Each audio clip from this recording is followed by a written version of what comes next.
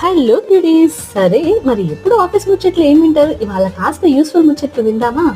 ఐటీలోకి అందరు ప్యాకేజ్ ఎక్కువ అని వస్తుంటారు కదా, కానీ ప్యాకేజ్ ఎక్కువ రావాలంటే పక్కా జాబ్ స్విచ్ కొట్టాలి. మరి జాబ్ స్విచ్ కొట్టాలంటే మనకున్న స్కిల్స్ సరిపోవు. సో అలా ఎప్పుడు కొత్త స్కిల్స్ నేర్చుకుంటేనే మనకైతే అలాంటి హై ప్యాకేజెస్ ఉన్న జాబ్స్ అయితే వస్తాయి.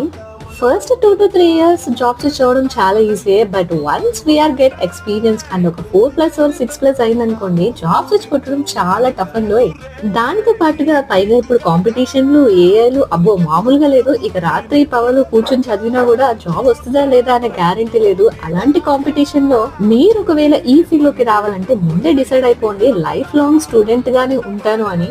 అప్పుడే మీరు ఈ ఫీల్డ్ ని చూస్ చేసుకోండి. సో అదనమాట గైస్ ఇవాళ నేను చెప్పాలనుకున్నది. సరే మరి అయితే ఇలా స్టార్ నెక్స్ట్ డే మళ్ళీ కలుసుకుందాం. అప్పటి వరకు స్టే ట్యూన్. అండ్ ఇలాంటి విషయాలు మీకు నచ్చినట్టయితే don't forget to subscribe. And by the way, మీకు ఎలాంటి రిలేటెడ్ క్వెరీస్ ఉన్నా కూడా కింద కమెంట్ చేయండి. So next